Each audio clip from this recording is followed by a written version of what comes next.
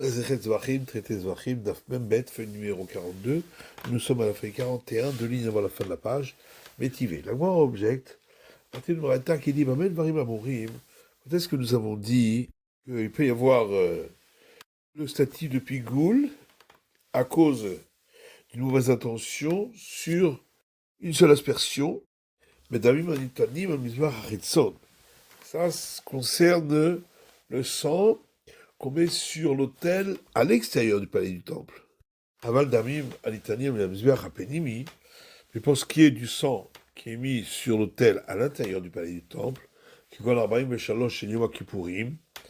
exemple, pour ce qui concerne les 43 aspersions qui sont faites à l'intérieur du palais du temple le jour de Kippour, le Halassar Shepar Kohen Mashiach, ou les 11 pour le taureau offert par le prêtre qui a été oint lorsqu'il a fauté, le Halassar Shepar Elem Davar Shel Tzibour, ou les 11 aspersions du taureau qui est apporté par le public lorsqu'il a fauté à cause d'une erreur du Sanhédrin.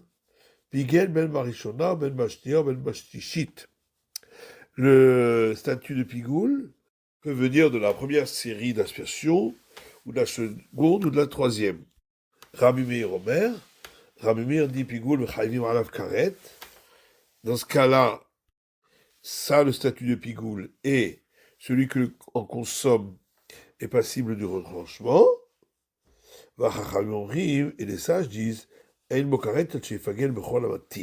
y a la sanction de retranchement que lorsque la mauvaise intention a eu lieu lors du service de tout ce qui autorise le sacrifice, c'est-à-dire l'ensemble des aspersions.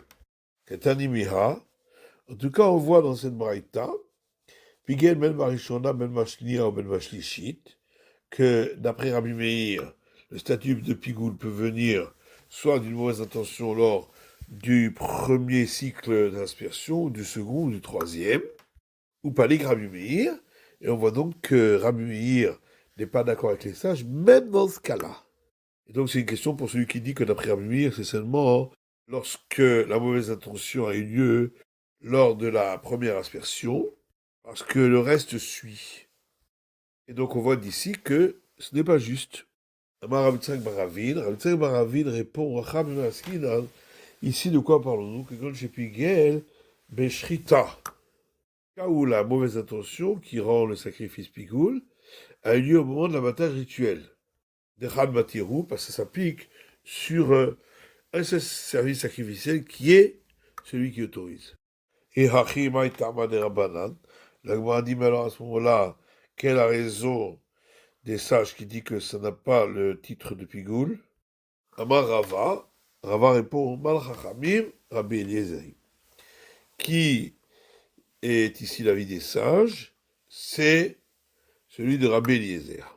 Ditnan, comme on trouve dans une Mishnah. Hakometz, la poignée qui est prélevée de l'oblation vers l'Evona, et l'encens qui est au-dessus de l'oblation qu'on prélève pour brûler sur l'autel, vers Ketoret, et les encens, au Minchat Kohanim, et l'oblation des prêtres qui est entièrement brûlée sur l'autel, au Minchat Kohen Mashiach, et l'oblation du prêtre qui a été oint, qui est elle aussi entièrement brûlée sur l'autel, au Minchat Nesachim, et l'oblation qui accompagne les libations qui elle aussi est entièrement brûlée sur l'autel. Chez écrit Mehat Mehem Kezaïd Bachutz, si de l'une d'entre elles a été offert le volume d'une olive en dehors du temple, Hayav, on est passible de la sanction du retranchement, Rabbi Eliezer Poter, et Rabbi Eliezer dit qu'on en est dispensé à Tcheyakriv et Kulan, jusqu'à ce qu'on ait offert le tout. Donc on voit que d'après lui, il faut qu'on ait offert à l'extérieur du temple tout ce qui sert pour autoriser. Et pareil, concernant du Pigoul, il faut que ça s'applique à l'ensemble de ce qui sert pour autoriser. Et la Gemara dit, mais pourtant Rava dit au modé Rabbi Eliezer Bedamim, que Rabbi Eliezer est d'accord pour l'aspersion du sang, qu'il n'y a pas besoin que ça s'applique à l'ensemble des aspersions, d'Etnan, car on l'a vu dans une Mishnah. Rabbi Eliezer et Rabbi Shimon Omrim, Rabbi Eliezer et Rabbi Shimon disent, mais comme chez Pasak, Misham ou Matril. Si le sang est tombé par terre après qu'il ait fait une partie des aspersions à l'intérieur du palais du temple, il reprendra une autre bête dont il fera l'abattage rituel, et de l'endroit où il s'est arrêté dans les aspersions, de là il reprendra. Donc ça ne forme pas un tout. Et la Marava, c'est pourquoi Rava dit que quand chez Pigel Barishona, Veshatak Bashnia, Vechazar ou Pigel Bashlishit. En vérité, Rabbi Meir parle d'un cas où il a eu la mauvaise intention de consommer en dehors du temps imparti dans la première série des aspersions, puis pour la deuxième série, il n'a pas eu d'intention du tout, et ensuite il a de nouveau eu cette mauvaise intention pour la troisième série. Maoul Tema, qu'est-ce que j'aurais pu croire? Ou s'il poursuit avec la toute première intention, qu'est-ce qu'il avait besoin de reprendre cette mauvaise intention pour la troisième série?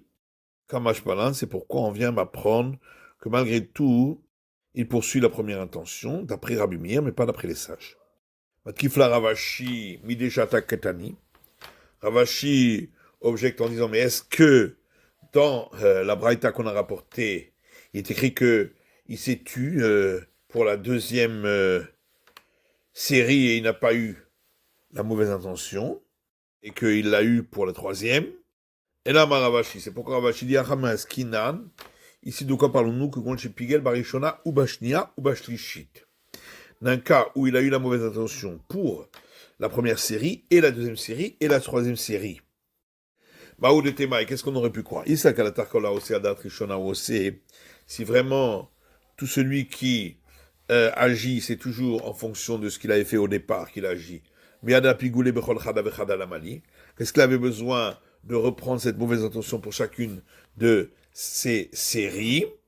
Et donc, on considérait qu'il n'y a pas eu de mauvaise intention pour la quatrième série. Kamash Palan, c'est pourquoi on vient m'apprendre que non. Après Rabbi Meir. Et la Gemara demande verra ben katani. Pourtant, Rabbi Meir a dit que ce soit premier cycle ou deuxième cycle ou troisième cycle, mais il en ressort qu'il n'a pas eu cette mauvaise intention sur les trois cycles. Kashia, c'est une bonne question. À Mamar, on reprend l'enseignement qu'on a vu. Rabbi Meir dit Pigoul chayvim alav karet. Ça a le statut de Pigoul, et si on le consomme, on est passible de la sanction du retranchement. Mir de karet lo mechayev al shekarvu kol matirav.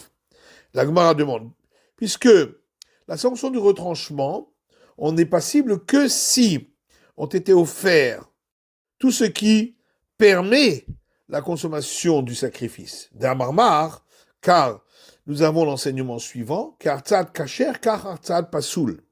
Le même service sacrificiel qui permet le sacrifice est le même qui le rend inapte du statut du pigoul. Martzad kacher haché karvu kol matirav, de la même manière que pour le valider, il faut que tout ce qui l'autorise ait été offert. Afartzad pasoul haché karvu kol matirav. De même, pour l'invalider avec le statut du pigoul, il faut que tout ce qui était nécessaire a été offert. Or, voilà que lorsqu'il a eu la mauvaise intention, alors que faisait le cycle d'aspersion à l'intérieur du palais du temple, le sacrifice devient inapte. Donc c'est considéré comme s'il n'y avait pas eu d'aspersion.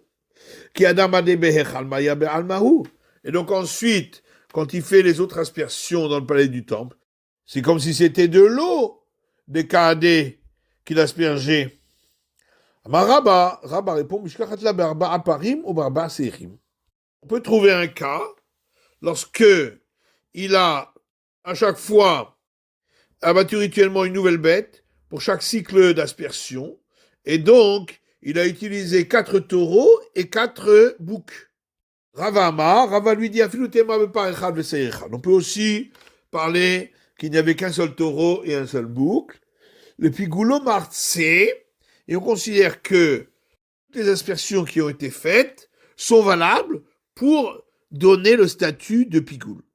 La Gemara demande, Arba'im Veshalosh, voilà que dans la Braïta on a dit qu'il y a 43 aspersions à l'intérieur du palais du temple, Ve'atani arba'im ve'sheva. Pourtant, il y a une autre braïta qui dit 47.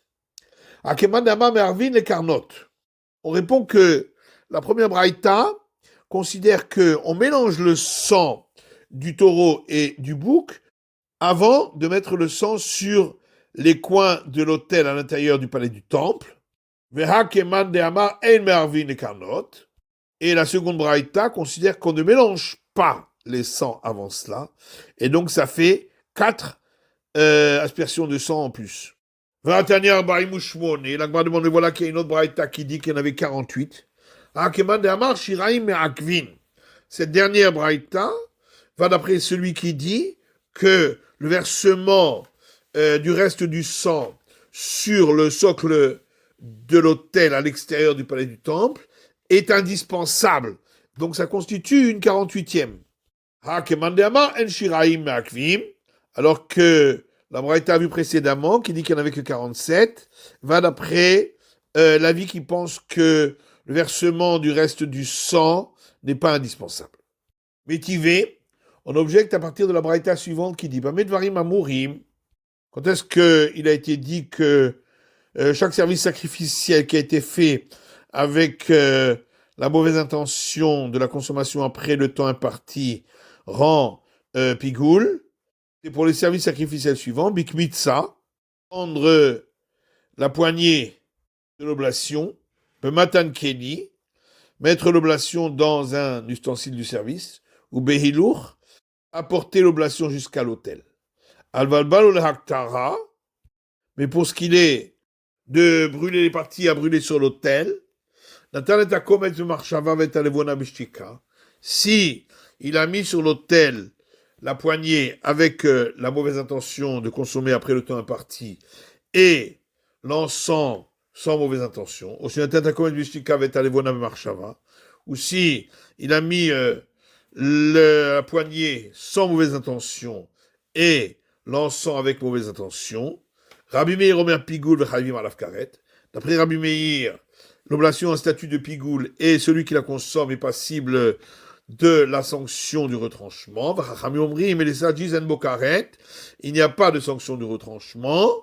Ad shefagel b'chon amatir, s'il n'y a pas eu la mauvaise intention sur tout ce qui autorise l'oblation. En tout cas, on a vu dans cette braïta qu'on a parlé du cas où il n'y avait pas de mauvaise intention lorsqu'il a mis ce qu'il y avait dans sa poignée à brûler sur l'autel, et il y avait une mauvaise intention lorsqu'il y a mis l'encens ou palig, et dans ce cas-là, Rabbi Meir s'oppose aux sages et dit que ça a le statut de pigoul, bien que la première partie avait été faite sans mauvaise intention. Donc c'est une question contre celui qui dit que c'est seulement si le début avait été fait avec la mauvaise intention.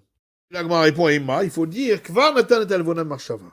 qu'il avait mis l'encens sur l'autel avec la mauvaise intention auparavant. Et la Gemara demande Chada, premièrement, alors quelle différence avec le cas précédent? En plus, dans la Braïta, il est dit et ensuite. Kashia, c'est une bonne question. C'est la fin de l'étude du Daf Mem Bet de la feuille numéro 42.